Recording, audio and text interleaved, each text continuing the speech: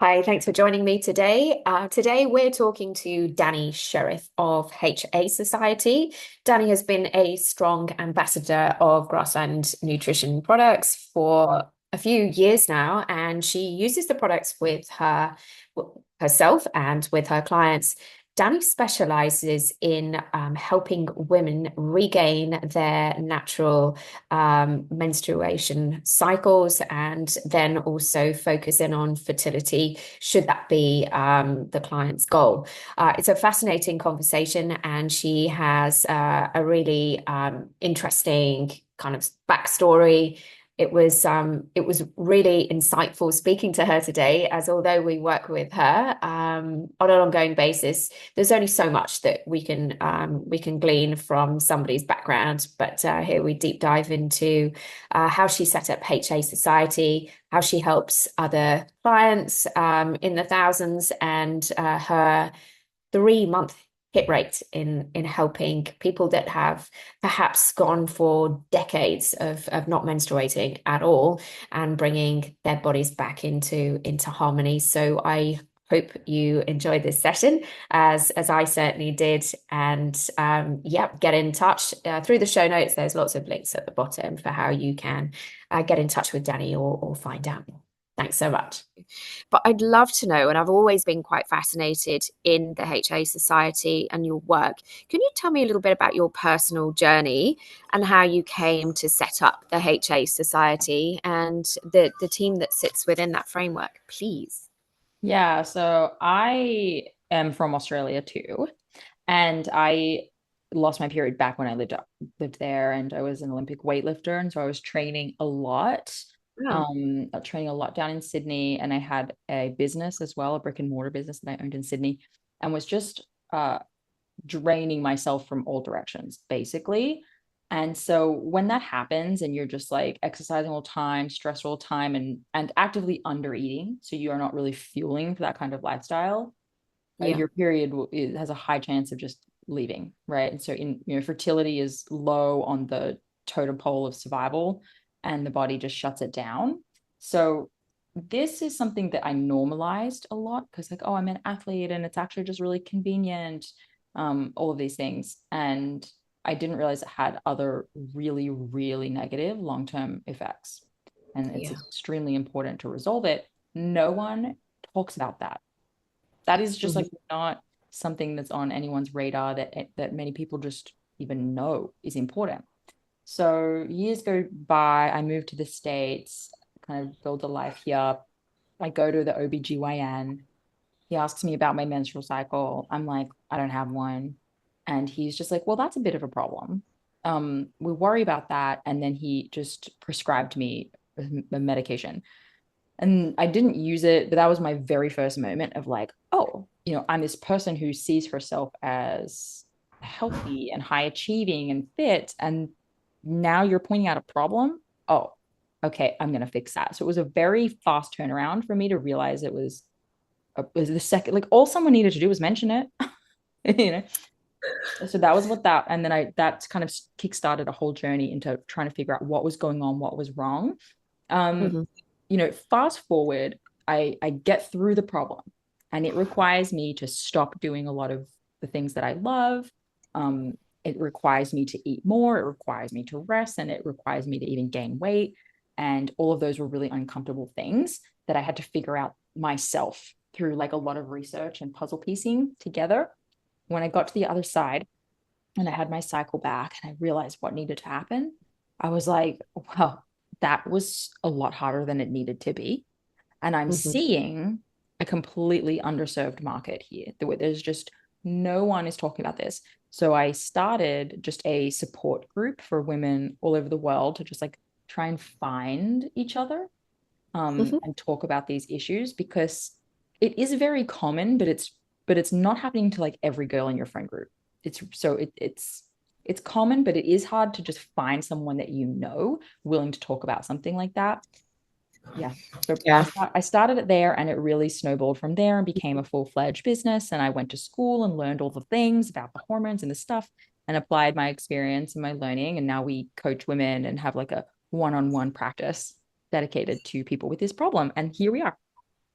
Yeah, fantastic. And you've got a sizable team with you as well.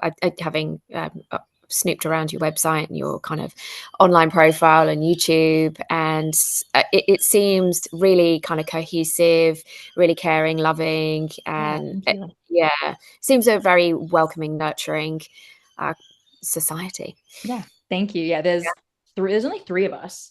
Um, I, but I mean, I do think is sizable, right? Like when you have like a team of three, I feel like that's a lot of yeah. people. Um, Mhm. but yeah, I do think we produce a lot for the small team, which is nice. Mm. Yeah, you must do because you're pretty prolific online. Yeah. Yeah, and you've got your podcast as well. But you're just coming back to, so I told you I went and did like a quick burst of laps earlier on, just for the Mm. sanity and like yourself, I'm sure, exercise for you is obviously a big thing, having been an athlete, which I didn't know. So that's really cool to know. But I was thinking about my friendship groups over the years and the different pockets of people. I think within most of those pockets, there's somebody within that group that has had kind of difficulty with their menstrual cycle, whether it's endometriosis or polycystic ovaries or being underweight or having fertility issues. So, I mean, it is really a huge thing. And it's just fantastic that you made a career out of supporting and helping others with the knowledge and the insight that you have. So that's great. Now, coming on to my second question, Mhm. which is about how it's really overlooked and under discussed missing periods. It's just, yeah, okay, damn, missed my period, or yay, I missed my period, and then it kind of snowballs, like your experience. Where does And you have kind of touched on this, where does kind of lifestyle, stress factors, and nutrition come into play to actually have a role in those missing periods, and what then can become a bit of an ongoing challenge? Yeah. And I mean, this is actually very well researched. So it's interesting that it's not crazy common knowledge, but I think we can all logically get our heads around it. We hear that you kind of grow up hearing like gymnasts don't get their periods because they train so hard. So we have this idea, but we also think you have to be at that level or have maybe an eating disorder or something for this to happen. Absolutely not true. Happens to women of any shape, size, lifestyle, background. But Yep. where you really, really, really see the commonalities is type A, high achieving women, first world countries who just like we grow up with this structure, right? So it starts super young. I mean, many women have, maybe like their mother had some issues around food and eating, and it's instilled from a young age. We go to school, we're like, I'm going to get straight A's, I'm going to go to college. And when I get straight A's, then this happens, then this happens, then this happens. And it's very straightforward, right? And then they go ahead and apply that to themselves and their bodies too, right? When I go to the gym, this happens. And when I eat in a caloric deficit, this happens. And weight loss and stuff, right? It's like, well, hey, what happens if I do it all at the same time? What if I have an amazing career and I have the thinnest body or whatever their aesthetic goal is at the time, and I'm the strongest one in the CrossFit class, and it's it's a certain personality type that's quite susceptible to it, and we all know those people, right? And so I attract them a lot. So either I only attract the same type of client, or this is definitely a thing. So that's just an anecdotal observation of the type of woman is most susceptible. But Mhm. at the end of the day, that's what we see. I look at their food log. I see that they're eating in a way that's like to control body, to control food, to restrict. They Yeah. train in a way like they exercise every day. Maybe it's fasted. They're not eating enough to support that. And it's often all at this root desire to control their weight.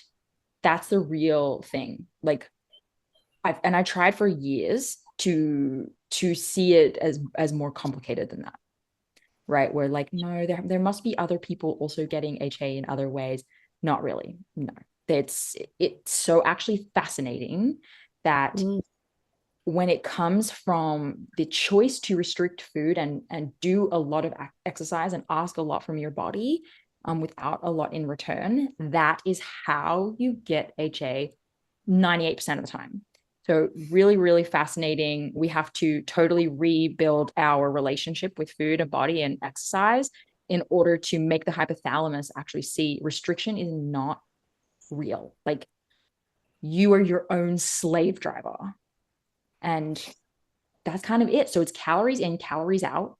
And Yeah. women are taking that way too far. And now they've taken in nowhere near enough calories to support the amount of activity they're doing and their daily required bodily functions. So it also manifests as IBS, digestive issues, low libido, of course, hair loss, thinning nails, irritability, lack of ability to be spontaneous.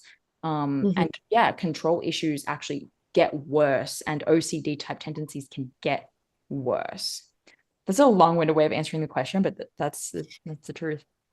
Yeah, no, no, and I completely recognize that cycle. I had food issues for about 20 years. So yeah, I've gone through the journey. Ah, I'm curious to know, and I'm sure it's an individualized kind of thing when it comes to actually helping and supporting your clients to regain their periods and maybe reach their fertility goals, but just really be healthy, but all round healthy rather than kind of superficial, their goals, which perhaps aren't healthy for them in their bodies. Do you have like an average time scale, or is it completely different for each person that you help? yeah, we actually can kind of confidently say the average time to resolution of that problem is like 3 months. Wow. There's Yeah, I'm obviously people actually on, shocked. yeah, That's back in yeah. the day when we are earlier practice, I didn't have as much data to pull from with that. But now we've been around since 2020. So it's Mm, definitely enough to say, like, okay, this is happening for people in about 3 months, but we see 4 weeks, 6 weeks, 8 weeks. And of course, we see longer than 3 months. It has a yeah. lot to do with willingness to implement changes. Mm, But the people who are like, okay, just tell me what to do and I'll do it, even though it's hard, yeah. because they have the support for it. The body is Mhm. always trying to ovulate. The body is really, really keen to do it. It's not quitting on anyone. It's like, I want this. So as Mhm. soon as you give it the all clear, it will take up the offer, which is always so fascinating to see, even in people who have had missing periods for multiple decades. How, as soon as we can get the change happening, their timeline is often no different to someone who's only been missing this for 1 year, 2 years, 3 years. Yeah. Yeah, that's Yeah. fantastic. Yeah. Mm. Thank you for that. And those timescales are just brilliant. So well done. Yeah. Um, Talking about the kind of nutritional side, because obviously that is our connection. How have kind of the whole food nutritional kind of products, and I'm not just talking about Grassland particularly. I mean, just across the board with how you're factoring in kind of whole food supplements and or kind of nutritional products into the frame as well, and yeah, what that kind of looks like for you when you're working with your clients. Yeah. So I am not being endorsed or paid at all to say Yeah. this. One of Mhm. the pretty much the only thing we across the board recommend to people without testing is beef liver. Yeah, And then we'll great. throw like, well, of course, electrolytes, right? So potassium, magnesium, sodium, everyone needs those, especially if they have HA. We already know they're coming from a depleted state. That's the beauty. A lot of people will be like, well, you can't just supplement, you got to test. Totally agree. But when it comes to whole food supplementation, it's so bioappropriate and bioavailable. Like you're not going to overdose on food, right? It's just not really the thing. And these people are so depleted. So I know I can get them on electrolytes and Mm, beef liver. And I want that for everyone. And oftentimes we've got people coming from vegetarian or vegan because that makes you quite susceptible to HA as well. And we'll work them like this is where they'll start sometimes because they can't stomach the idea of meat, but maybe they can pop down some pills. And then in a pinch, if they won't do that, they might do oyster, which has some similar properties in terms of just like how nutrient dense they are. And some vegetarians will eat oysters. So that's a backup plan. But basically, out the gate for everyone, those are the two things. And then later, we will do hair tissue mineral analysis testing for people if we feel like we need it. which might come up with then more options for it. But as a blanket general thing, everyone and anyone can take beef liver, and I make my mom take it. I took it all through my pregnancy, like beef liver for all. Yeah, awesome. Yeah. That's so great. And it is, it's a superfood. It's got all those B's, it's got your copper, it's got your selenium in it as Mhm. well. And yes, the bioavailability. And with it being a whole food, then you're only taking as much as your body needs, right? Yeah. So yeah, that's great. And I know that you've been a strong advocate for the kelp as well. Can you tell me kind of where your experience with utilizing kelp, whether it's yourself and whether it's with your clients, because I know it's something that you do herald as well. Yeah.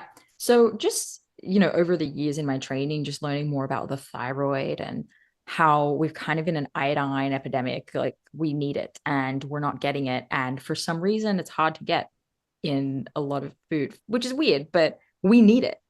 Right. So I've got clients like I'm gonna eat the sushi, eat seaweed snacks, do the thing. But I love the kelp in the beef liver because I want that access to iodine without having to go and eat seaweed and sushi all the time. It just makes sense, right? Yeah, If it's you no. can grind that up in there, that's something that we really need. Um, and of course, in my line of work with the reproductive hormones, the thyroid function is always on struggle street, right? So we're trying to be supportive of it. And because I'm not testing women for iodine, again, Mhm. with the beef liver thing, like I don't want to be getting them to supplement with iodine, even because in our work we can see thyroid function. I can see if it's underperforming, if it's hypothyroid. I can see if we're seeing hyper, but hyper is very rare in my line of work. Almost they're all on the hypothyroid spectrum. And without Yeah. having to go test, I can safely get them to take eat iodine supporting foods. And Mhm. most of them, like, not, I don't know about most of them, but a lot of them are just like, I don't like sushi. I don't like seaweed. I don't want to do it. So the kelp capsule gets them eating two things they don't want to eat with one stone. Great. Just take that. Take You'll that. be And great. like, yeah, Yeah. like a 2-for-1 pill, they're happy. And I'm super stoked for them. So they're making me happy, they're making them happy. It Yeah. really works very well. And like I said, I took it all in my recovery during my own recovery. That's how long I've been taking it. All throughout my own recovery journey and then throughout my whole pregnancy. And like, oh, is beef liver safe through pregnancy? That always is a question people ask me all the time. And I'm like, of course it is. And um, my thyroid has been like hunky dory. So I just feel like, look, can I prove it's making the difference? No, but I mean, I feel so many benefits from it, and it just feels like the most convenient thing in the world. Yeah. Yeah. Uh, and I came to the beef liver and the kelp from having IBS, probably as a knock-on effect from all of the, crazy fasting and issues way back when. So that came and bit me. But when I started taking that and eliminating my diet just to see what was going on and reducing inflammation, then it really did make a difference. It took a little bit of time because it's obviously like a whole food, but I would safely say after about 3 weeks, I was starting to feel like more energetic and my tummy was more Yes. settled. I was able to Great. think more clearly. So the brain fog was kind of lifting that I didn't even know was there. And you just feel less Totally. anxious, right? People always report that to me, that like it gave them more energy. And it actually Mm, took me a while to notice that, I think. But even mhm, my mother had diverticulitis mm, last year, I think. mm. And I got her on like a few things for that, but on the beef liver, and the beef liver is the one thing that she kept up even when she was done with the protocol, because she's like, just gives me all this energy. And I Excellent. just think that's so, so cool, that it can be like a pre-workout for people. Yeah, yeah. Um, Tell me how you work with your clients. So if someone's listening to this and they say, "Oh, I really need some help. I need some direction and support with this," because you often feel with these things that you're on a bit of an island. You don't know who to ask. You don't know where to go because it's just a minefield. If someone's thinking, oh, I really love what Dani's saying here. This really resonates with me. How would you recommend they start to connect with you? Yeah, if this is just like piquing interest, they should just go Mm, listen to our podcast. That's what it's for. That's who it's for. So it's called the Hypothalamic Amenorrhea Podcast. And just mhm. listen to the stories, the Q&A questions, all of that, and just start hearing and seeing yourself in the stories. And then it will give people a pretty good idea of what to expect in their own journey. And then if for a lot of people, I love you too. Hey, for a lot of people, that's they get enough information to make the changes they need to make from the stories. But if not, if they're like, okay, I see what I need to do, but I'm like having trouble doing it, then, from there, I advertise plenty, in my show. So they Yeah. kind of know what to Yeah, do. cool. But yeah, we would, with our clients, work one-on-one, custom Hmm. protocols, track progress for them, help them stay on track, challenge them, encourage them, coaching. And Yes. yeah. Yeah, and there's that kind of Q&A kind of community there with others too, which Yes. which is great. And you've spoken about the different types of tests that you do too. So it's like, 0 to 100, and it's wherever you sit, wherever you're comfortable within that. That's how you kind of welcome people in. Yeah. Yeah. So Yes. baby toe, and then go from there. Yeah, we're not trying Great. to scare anyone away. We're trying to like Yeah. Yeah. coax you in, and yeah, I love that. I love this concept we've done of like a compassionate, non-pressure built community, because there are other HA recovery communities out there. Okay. And I think that different types work for different people. And what I Mhm. had found was the ones that were out there were like a lot of people with HA have an eating disorder or had an eating disorder, which means there's a lot of rules around what you can and can't say and do, such as caloric amounts, body weight amounts. These are triggering for people. So Mm. I went ahead and made a community for people who don't really like resonate with I have an eating disorder, and who actually are ready mentally and emotionally to handle like actual information and numbers and things that help them gauge where they're at. Because the truth is, while it can be triggering for some people, there's other people where, okay, it provides direction, clarity, and that now they can implement. So I just wanted to create another option for people if Mhm. they're all about that. And what we've had to do is, of course, be careful with like, but there's no pressure on anyone. This is all just information. You are a strong, capable woman, and you can make your own decisions, right? And if they Yeah. just get to a point in the community group where they're like, well, I'm not doing it, well, then you enlist one-on-one help. Like, yeah, there's a progression. Yeah. Yeah, There's a lot of trauma, I think, surrounding definitely. numbers when it comes to kind of recovery. When you have been anorexic eating disorder, whatever form that takes, and that just the notion of putting on weight is just insurmountable. But those baby steps and, like deviating from numbers, like you say, that's great. Because I remember when I was getting help, it was all numbers and, you must hit the scales at this level because otherwise, yes, you won't get your periods and you're not going to be functioning properly. But yeah, that's music to my ears that you offer that, and you have that intuition to know that that's going to be welcoming and supportive, to those people. And then there's a group, and yes, that they don't recognize that they actually have a disorder there, and that's okay, but they're with others that can really bounce off each other. And yeah, there's no judgment. Yeah. Yeah. Yeah. There's no judgment in a room full of people with the same problem. Like that's Yeah. what's so beautiful as well. It's like everyone gets it. And there's no one person who could say anything that is not relatable to multiple people. And Yeah. that really, really helps women make the change, because when you are sitting all alone in your bedroom, looking at the mirror, trying to make a decision if you are going to let yourself gain 5 pounds, 10 pounds, 5 kilos, 10 kilos, like that's really scary to do if you're the only one doing it. But when there's a bunch of you out there doing it, okay, I can, and achieving the result, like, yeah, I can do this too. And I want to do this too. And it's one of the cool things about the podcast is like a lot of people have a goal. Like, I'm going to tell my story on that show. Like, Dani's Yeah. going to invite me to tell the story. And I'm like, okay. That's so cool. I absolutely love it. Yeah, and it's the community that kind of resonates more and more. And I love what I do with Grassland because of the people that are within the community. Everyone's got that individualized story, and we work with some really fascinating people like yourself. And to learn more about what you're doing and where you've come from and how you've grown the business to incorporate like so many people that have gone through this journey or are about to embark on it. Yeah, it's just it's really special. I mean, I love the brand. I think it's so good. I hope that, I mean, I don't know what their goals are in terms of growth and stuff, but Yeah.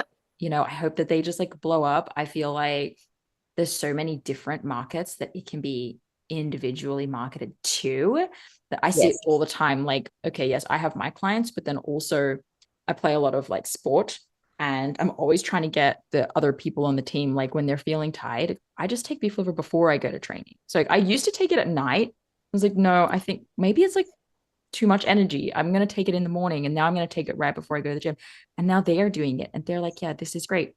And then my mom loved it. And so she told her friends, because they need to go play their lawn bowls, they need to go to garden club, they need to go to book, and they're gonna like need all this energy. And there's so many demographics they can market differently this one product to, that like, good on them. I hope that you guys do super well.